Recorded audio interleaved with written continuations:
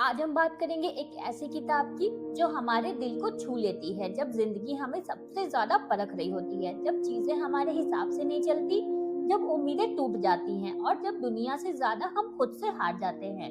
तब ये किताब हमें सिखाती है कि कैसे अपने अंदर की शांति को फिर से खोजा जाए।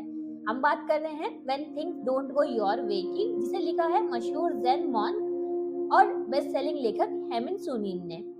हेमिन का मानना है कि जिंदगी हमेशा आसान नहीं होती, लेकिन अगर हमारी दृष्टि बदल जाए तो मुश्किलें भी सीख बन जाती हैं। उन्होंने इस किताब में बताया है कि जब सब कुछ बिगड़ता हुआ लगता है तब भी अंदर कहीं एक शांत कोना होता है जो बस हमें याद दिलाना चाहता है कि ये भी गुजर जाएगा।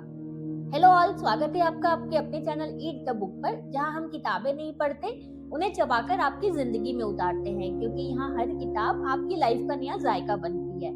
तो चलिए शुरू करते हैं जबरदस्त जर्नी। जरा सोचिए, जब सब कुछ आपकी प्लान के खिलाफ हो रहा हो, सपने पूरे होने के बजाय टूट रहे हो, लोग आपकी बात नहीं समझ रहे हो, या फिर जिंदगी खुद से उलझी हुई लगे, ऐसे वक्त में आप क्या करते हैं? ज्यादातर लोग परेशान हो जाते हैं, शिकायत करने लगते हैं या खुद को दोष देने लगते हैं। लेकिन हेमिन कहते हैं यही वो पल है जब हमें सबसे ज्यादा अपने मन की देखभाल करनी चाहिए। वो बताते हैं कि जिंदगी का हर रॉन्ग टर्न हमें कुछ सिखाने आता है। कभी कभी रास्ता भटक जाना हमें सही मंजिल तक ले जाता है, लेकिन हम इतने घबराए हुए होते हैं कि उस सीख को देख ही नहीं पाते। वे कहते हैं when life doesn't go your way, don't rush to fix it, just pause. यानी जब चीजें आपके हिसाब से ना हो तो बस रुक जाइए, उस स्थिति को समझने का ट्राई कीजिए, उसे बदलने का नहीं। हेमिन हमें याद दिलाते हैं कि कंट्रोल का इल्यूजन छोड़ना जरूरी है, क्योंकि हम सब कुछ कंट्रोल नहीं कर सकते। कई बार जिंदगी का कैओस ही हमें इनर पीस की ओर ले जाता है। वो कहते हैं don't fight the storm, become calm like the ocean beneath it. जब कुछ समझ नहीं आता तब खुद से बस ये सवाल पूछिए, क्या मैं इस समय खुद के प्रति काइंड हूँ? अक्सर हम दूसरों से ज्यादा खुद के साथ कठोर होते हैं, लेकिन हीलिंग तभी शुरू होती है जब हम अपने प्रति सॉफ्टनेस लाते हैं। इसका मूल संदेश यही है कि जिंदगी में हर नो किसी बेटर यस की तैयारी होती है। जब चीजें आपके हिसाब से नहीं चलती तो भरोसा रखिए, यूनिवर्स के पास आपके लिए कुछ और बड़ा प्लान है। हेमिन के हमें सिखाते हैं कि रेजिलियंस सिर्फ कुछ सहने की नहीं, बल्कि हर अनुभव से बढ़ने की कला है। जब हम सीख जाते हैं कि हर गिरावट भी एक सीख है, तब हमें एहसास होता है कि कभी कभी गलत रास्ते भी सही जगह तक ले जाते हैं। कभी ऐसा महसूस हुआ है कि दिल इतना भारी हो गया कि सांस लेना भी मुश्किल लगता है? जब किसी अपने का साथ छूट जाए, किसी रिश्ते में दरार आ जाए या फिर जिंदगी से उम्मीदें टूट जाएं, तो दिल सच में दर्द से भर जाता है। हेमिन कहते हैं कि दर्द कोई दुश्मन नहीं है, बल्कि वो हमारे भीतर के हीलिंग प्रोसेस की शुरुआत है। वो लिखते हैं the pain you feel today is a sign that your heart is still open. यानी अगर आपका दिल दुख रहा है, इसका मतलब है कि आप अब भी महसूस कर सकते हैं, अब भी आप इंसान हैं, अब भी आप जिंदा हैं। अगर हम अक्सर दर्द से भागना चाहते हैं, उसे इग्नोर करते हैं, खुद को बिजी रखते हैं या दूसरों के साथ दिखावा करते हैं कि सब ठीक है, लेकिन हेमिन कहते हैं don't run from pain, sit with it and let it teach you. क्योंकि जितना हम अपने दर्द को एक्सेप्ट करते हैं, उतनी ही जल्दी वो हमें छोड़ देता है।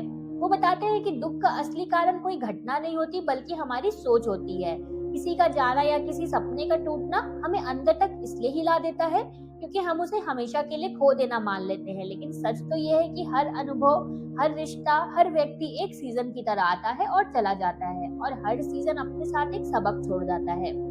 हेमिन हमें ये भी याद दिलाते हैं कि जब दिल टूटता है तो उसे ठीक करने का सबसे अच्छा तरीका है काइंडनेस और टाइम।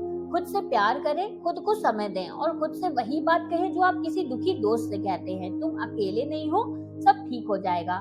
वो एक ब्यूटीफुल बात कहते हैं, even a broken heart still beats. यानी टूटे हुए दिल में भी जिंदगी है, उम्मीद है और नए आरंभ की पॉसिबिलिटी है।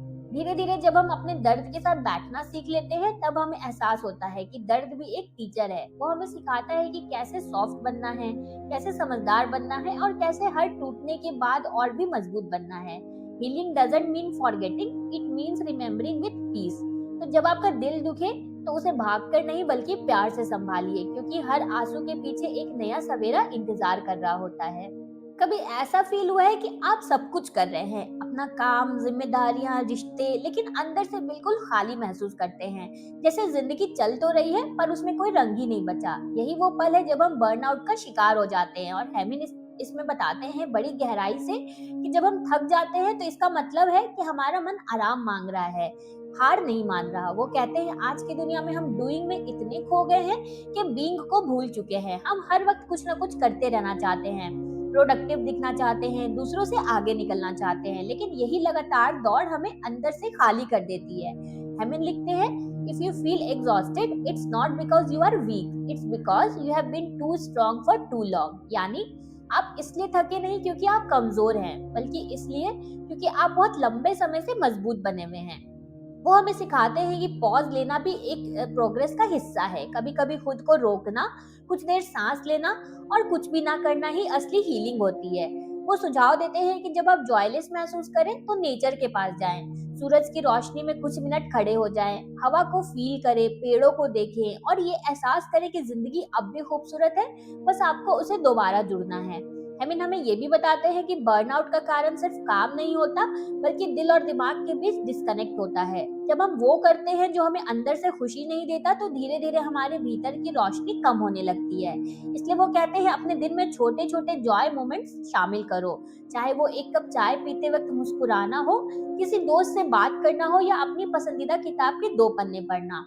ये छोटे छोटे पल हमारी इनर एनर्जी को रिचार्ज करते हैं। एक और गहरी बात वो कहते हैं, when you lose your joy, don't try to find it by doing more, find it by doing less। यानी खुशी पाने के लिए ज्यादा करने की नहीं, बल्कि कम करने की जरूरत है, उस चीज को छोड़ने की जो आपके दिल को नहीं भाती। आखिर में हेमिन हमें ये याद दिलाते हैं कि जिंदगी का मकसद सिर्फ सफलता नहीं, शांति भी है। तो अगर आप खुद को बर्नआउट महसूस कर रहे हैं तो रुक जाइए, खुद को वो काइंड और रेस्ट दीजिए जो आप किसी और को अपने को देते हो, क्योंकि कभी कभी कुछ ना करना ही सबसे ज्यादा हीलिंग करता है। कभी ऐसा लगा है कि आपके आसपास सब है, फैमिली, फ्रेंड्स, साथ में काम करने वाले कलीग्स, लेकिन फिर भी दिल में एक अजीब सी खालीपन है। हेमिन हमें बताते हैं उस गहरी लोनलीनेस के बारे में जो किसी भी इंसान को कभी भी छू सकती है। वो कहते हैं अकेलापन कोई कमी नहीं है, बल्कि ये हमारे भीतर झांकने का एक निमंत्रण है। कई बार हम लोनलीनेस से डरते हैं क्योंकि हमें लगता है कि अकेले रहना मतलब अनलव्ड या अनवांटेड होना, लेकिन हेमिन हमें बताते हैं कि loneliness is not the absence of people, it's the absence of connection। जब हम दूसरों के बीच रहकर भी खुद से डिस्कनेक्टेड हो जाते हैं, तब वो खालीपन और भी बढ़ जाता है। वो समझाते हैं कि इंसान का मन जो होता है वो समुद्र की तरह है, ऊपर लहरें हमेशा चलती रहती है, पर अंदर की गहराई में शांति होती है। जब हम अकेले होते हैं तो हमें अपने अंदर भीतर उतरने का मौका मिलता है, अपनी असली भावनाओं, डर और उम्मीदों को पहचानने का मौका मिलता है। हेमिन लिखते हैं, the time you spend alone is not wasted, it's when your soul whispers what it truly needs. यानी अकेलापन वो पल है जब हमारी आत्मा हमें बताती है कि हमें सच में क्या चाहिए। वो कुछ प्रैक्टिकल तरीके बताते हैं लोनलीनेस से डील करने के लिए। पहला, अपने इमोशंस को एक्सेप्ट करो, लोनलीनेस को दबाओ मत, उसे फील करो। जब आप अपने दर्द को पहचानते हैं तभी हीलिंग शुरू होती है। दूसरा, छोटे छोटे कनेक्शंस बनाओ। हर रिश्ता गहरा नहीं होगा, लेकिन हर बातचीत मीनिंगफुल हो सकती है। किसी अजनबी को मुस्कुराकर देखना, किसी को जेन्युइन हाउ आर यू पूछना, ये छोटे जेस्चर्स भी दिल को गर्माहट दे सकती है। तीसरा, अपने साथ टाइम बिताना सीखो। अपने अकेलेपन को पनिशमेंट मत समझो, इसे ग्रोथ का चांस बनाओ। किताब पढ़ो, वॉक पे जाओ या बस खुद से बातें करो। हेमिन कहते हैं, when you befriend your loneliness, it's no longer feels lonely। जब आप अपने अकेलेपन से दोस्ती कर लेते हैं तो वो दर्द नहीं होता, बल्कि आपको मजबूत बनाता है। वो ये भी याद दिलाते हैं कि कभी कभी लोनलीनेस इस बात का संकेत देती है कि हमें अपनी लाइफ में कुछ बदलने की जरूरत है। शायद हम ऐसे लोगों से घिरे हैं जो हमें समझते नहीं, या ऐसे गोल्स का पीछा कर रहे हैं जो हमारे दिल से मेल नहीं खाते। इसलिए वो सलाह देते हैं, reconnect with yourself first and then the right people will find you. आखिर में हेमिन कहते हैं, अकेलापन कोई दुश्मन नहीं बल्कि एक टीचर है। वो हमें सिखाता है कि हमारी खुशी किसी और पर नहीं, हमारे अपने अंदर है। और जब हम ये समझ लेते हैं तो लोनलीनेस धीरे धीरे कंपेनियनशिप में बदल जाती है, खुद से भी और जिंदगी से भी। जिंदगी का सबसे मुश्किल पल कौन सा होता है? जब हमें कुछ भी साफ नहीं दिखता, ना रास्ता ना मंजिल। यही वो वक्त होता है जब अनसर्टेनिटी यानी हमारे भीतर डर, बेचैनी और असुरक्षा भर देती है। हेमिन हमें सिखाते हैं कि अनसर्टेनिटी कोई डरने की चीज नहीं, बल्कि बढ़ने का एक अवसर है। वो कहते हैं कि जीवन का सच यही है, कुछ भी स्थायी नहीं है। हम कितना भी प्लान बना लें, सब कुछ हमारे कंट्रोल में कभी नहीं होता। लेकिन इंटरेस्टिंग बात यह है कि यही अनसर्टेनिटी हमारे जीवन में नए एक्सपीरियंसेस और नए मिरेकल्स लेके आती है। हेमिन लिखते हैं, if everything was predictable life would lose its beauty. यानी अगर जिंदगी पूरी तरह प्रेडिक्टेबल होती तो एक्साइटमेंट और ग्रोथ दोनों खत्म हो जाते। जब चीजें हमारे हिसाब से नहीं चलती तो नेचुरली हम डर जाते हैं। हम फ्यूचर को कंट्रोल करना चाहते हैं, आउटकम्स को सिक्योर करना चाहते हैं। लेकिन हेमिन कहते हैं, अनसर्टेनिटी को रेजिस्ट करने से बेहतर है उसे एक्सेप्ट करना। जब आप ये मान लेते हैं कि हर चीज आपके कंट्रोल में नहीं है, तभी आप सच्ची शांति महसूस कर सकते हैं। वो माइंडफुलनेस का जिक्र करते हैं, यानी प्रेजेंट मोमेंट में जीना। जब भी दिमाग फ्यूचर की चिंता करने लगे, खुद से पूछो, इस वक्त इस पल सब ठीक है ना? ज्यादातर बार जवाब होता है हाँ। तो फिर हम उस फ्यूचर के डर से क्यों जूझें जो अभी हुआ ही नहीं है? हेमिन हमें सिखाते हैं कि अनसर्टेनिटी को काम माइंड से हैंडल करने के लिए ट्रस्ट जरूरी है, अपने आप पर भी और अपने लाइफ पर भी। वो कहते हैं, just as seasons change the difficulties you face will also pass. मतलब मुश्किलें हमेशा के लिए नहीं होती। जैसे सर्दी के बाद वसंत आता है, वैसे ही हर डार्क फेज के बाद नया उजाला आता है। वो बताते हैं कि अनसर्टेनिटी का सबसे बड़ा फायदा ये है कि ये हमें फ्लेक्सिबल बनाती है। जब आप फिक्स एक्सपेक्टेशंस छोड़ देते हैं तो आप हर सिचुएशन में एडजस्ट करना सीख जाते हैं। यही अडेप्टेबिलिटी ही तो ट्रू स्ट्रेंथ होती है। हेमिन ये भी कहते हैं कि हमें अपने फेथ को मजबूत बनाना चाहिए, चाहे वो किसी डिवाइन पावर में हो या अपने इनर विजडम में। वो लिखते हैं, even if you can't see the path ahead, take one small step and the next step will reveal itself. यानी जब रास्ता साफ ना दिखे तो एक छोटा कदम उठाओ, रास्ता खुद ब खुद बनता चला जाएगा।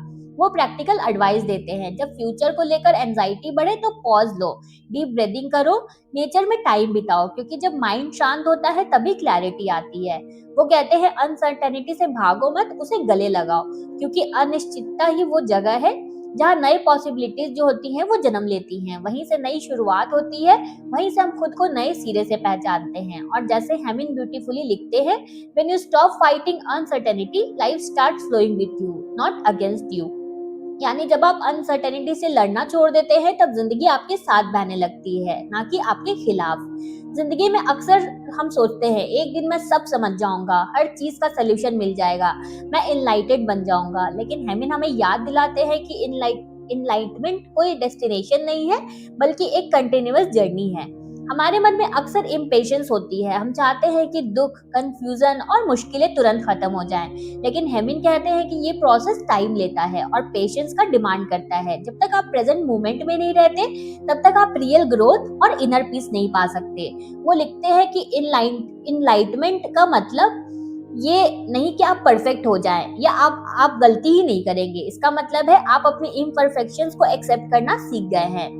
जब आप खुद से और दूसरों से कंपैशन रखते हैं, तभी आप थोड़ा थोड़ा करके अपनी इनर क्लैरिटी की तरफ बढ़ते हैं। हेमिन हमें प्रैक्टिकल एडवाइस देते हैं कि जब इनलाइटमेंट अभी तक नहीं हुई, तब भी हमें खुद पर प्रेशर नहीं डालना चाहिए। वे कहते हैं कि your journey is unique, comparison only steals your joy. मतलब दूसरों से अपने आप को कंपेयर करना आपके अनुभव और ग्रोथ को डाइल्यूट कर देता है। वो बताते हैं कि स्पिरिचुअल ग्रोथ छोटे छोटे स्टेप से होती है। माइंडफुलनेस प्रैक्टिस करें, अपने थॉट्स और इमोशंस को बिना जजमेंट ऑब्जर्व करें, डेली ग्रैटिट्यूड को डेवलप करें, कंपैशन और एम्पैथी को प्रैक्टिस करें। हेमिन एम्फसाइज करते हैं कि स्ट्रगल और मिस्टेक्स भी जरूरी है, क्योंकि इन्हीं चैलेंजेस से हम सीखते हैं और हमारी अंडरस्टैंडिंग जो होती है वो डीप होती है। जैसे पानी से ही सोना चमकता है, वैसे ही जीवन की कठिनाइयां हमारी इनर लाइट को उजागर करती हैं। वे कहते हैं, even if enlightenment seems far away, the very act of trying, reflecting and being mindful is itself a form of awakening। यानी जब आप कॉन्शियसली अवेयर रहते हैं, अपने एक्शंस पर ध्यान देते हैं और अपनी ग्रोथ का ट्राई करते हैं, तो आप सच में अवेकनिंग की दिशा में हैं। हेमिन हमें रिमाइंड करते हैं कि लाइफ में अल्टीमेट आंसर्स हमेशा विजिबल नहीं होते, लेकिन अगर हम प्रेजेंट में जीना सीख लें, अपने इमोशंस और थॉट्स को एक्सेप्ट करें, तो हम ऑलरेडी इसकी तरफ एक छोटे छोटे मोमेंट्स को अनुभव कर सकते हैं।